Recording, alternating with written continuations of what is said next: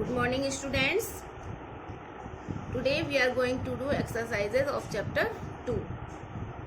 In last video we have already read this chapter 2 हमारे वर्ण, and today we are going to revise this chapter. बच्चों, जब भी हम कुछ बोलते हैं तो हमारे मुंह से कुछ आवाज़ें निकलती हैं. इन आवाज़ों को या इन ध्वनियों का कुछ न कुछ अर्थ होता है, और जो आवाज़ें होती हैं उन्हें ही हम ध्वनियाँ कहते हैं. इन ध्वनियों को और छोटा नहीं किया जा सकता, क्योंकि ये आवाज़ें या जो ध्वनि है वो बहुत ही छोटी होती हैं. इन ध्वनियों के लिखे जाने वाले रूप को ही वर्ण कहते हैं या फिर अक्षर कहते हैं. और वर्ण जो है वो भाषा की सबसे छोटी इकाई होती है. मुंह से निकलने वाली हर आवाज़ को ध्वनि कहते हैं. ये फर्स्ट पॉइंट है जो हमें लर्न रखना है, हमेशा लर्न करना है, लर्न रखना है. सेकंड पॉइंट है ध्वनि के लिखित रूप को वर्ण या अक्षर कहते हैं. तो फर्स्ट पॉइंट हो गया मुंह से निकलने वाली हर आवाज़ को ध्वनि कहते हैं, और दूसरा पॉइंट हो गया ध्वनि के लिखित रूप को वर्ण या अक्षर कहते हैं. वर्णमाला हिंदी भाषा के सभी वर्णों के क्रम से लिखे गए समूह को वर्णमाला कहते हैं. और थर्ड पॉइंट ये है, ये हमें लर्न रखना है. अब वर्णमाला क्या होती है? वर्णमाला यहाँ पर लिखी हुई है. वर्ण के दो प्रकार होते हैं, स्वर और व्यंजन. हिंदी वर्णमाला में 11 स्वर होते हैं और हिंदी वर्णमाला में 33 मूल व्यंजन होते हैं तथा 2 अतिरिक्त व्यंजन होते हैं. ये वर्णमाला है, यानी स्वर भी इसमें होंगे, ऐसे अनार से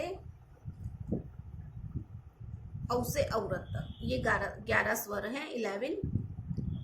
और वर्णमाला में 33 मूल व्यंजन है जो कि यहाँ पर लिखे हुए हैं, है से हल तक. Okay students, and now we read first exercise. Exercise क्या है? सही उत्तर के सामने सही का चिन्ह लगाएं और रिक्त स्थान भरें. भाषा की सबसे छोटी इकाई होती है वर्ण. शब्द या वाक्य है वर्ण पर टिक लगा देंगे. मुंह से निकलने वाली हर आवाज को क्या कहते हैं? ध्वनि कहते हैं, तो ध्वनि पर टिक लगा देंगे. व्यंजन के साथ स्वर का जो रूप जुड़ता है उसे मात्रा कहते हैं. व्यंजन के साथ स्वर का जो रूप जुड़ता है, यानी व्यंजन तो हम जैसे ये लिख देते हैं, कैसे कबूतर, कैसे खरगोश, जैसे ये हमने लिख रखे हैं व्यंजन. कैसे कबूतर, कैसे कबूतर, कै, फिर कै, ये तो सारे ही कै वाले हैं. ठीक है.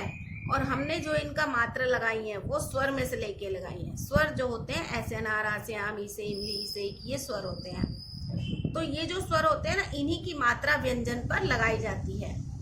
तो ये सारी मात्रा यहाँ पर लगी हुई है. जैसे ए की तो कोई मात्रा होती नहीं है, तो ये तो सिंपल लिखा जाता है. आ की ये वाली मात्रा होती है, तो इसको अगर हम कै के आके लगा दें तो का बन गया, है ना. और ई की मात्रा लगा दें तो ये की बन गया. बड़ी की लगा देते हैं तो की, बड़ी की मात्रा लगाने पर कील भूल गया, ये की, ये छोटी की, ये बड़ी की. स्टूडेंट्स, ये जो रूप है ना, ये जो स्वर के जो रूप है, ये अगर हम व्यंजन पर लगा देते हैं फिर उनको मात्रा लगा के बोलते हैं, तो इसे हम कहते हैं कि व्यंजन के साथ स्वर का जो रूप जुड़ता है उसे हम क्या कहते हैं? मात्रा कहते हैं. ओके. ए की कोई मात्रा है? नहीं है. ए की तो कोई मात्रा ही नहीं होती. ठीक है, क्योंकि ये ई की हो गई और ये आ की हो गई, तो ए की तो कोई मात्रा होती नहीं है. ऐसे अनार सिंपल बोलते हैं अपन, तो यहाँ पर आ जाएगा नहीं है. ओके स्टूडेंट्स, नहीं है. नेक्स्ट एक्सरसाइज ख. सही मिलान कीजिए. वर्णों का समूह वर्णमाला. आगे हमने रीड किया था कि वर्णों का जो समूह होता है तो वो वर्णमाला कहलाती है. भाषा की सबसे छोटी इकाई वर्ण होती है. वर्ण से मैच कर देंगे.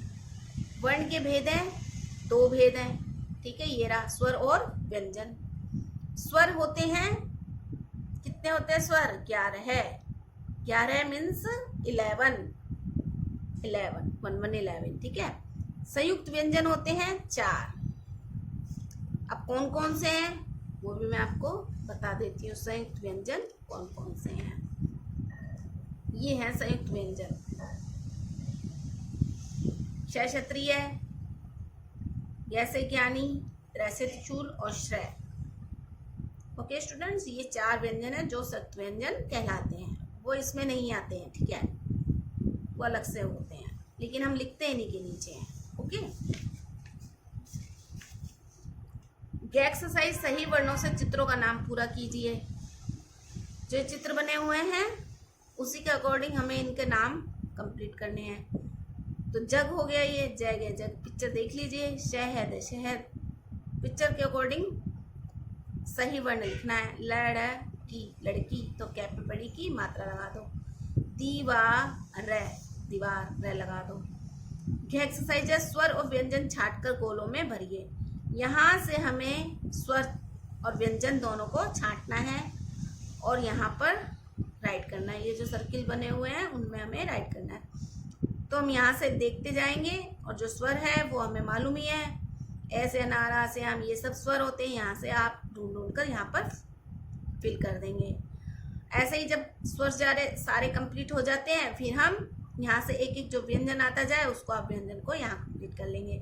जैसे ऐसे अनार यहाँ लिख दिया, क्या आ गया, क्या यहाँ लिख दिया। अब ऐसे टमाटर क्या है, व्यंजन है, स्वर तो है नहीं, तो तैसे टमाटर यहाँ लिख दिया हमने, ये रहा। फिर आ गया तय, तय तरबूज यहाँ लिख दिया। फिर भय आ गया, भय भगत हमने यहाँ लिख दिया। फिर ओ आ गया, ओ से उगली तो हमने यहाँ लिख दिया। ऐसे ही हम इसको कंप्लीट कर लेंगे, दोनों सर्किल फिल कर लेंगे। अगर स्वर आए तो इस लाइन में फिल कर देंगे, व्यंजन आए तो हम इस लाइन में फिल कर देंगे। नेक्स्ट एक्सरसाइज,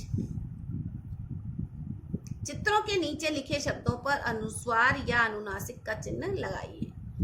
तो अनुस्वार तो हो गया बिंदी वाले जो शब्द होते हैं, अंकी बिंदी वाले, और अनुनासिक होता है जिसमें चंद्र बिंदु हम लगाते हैं।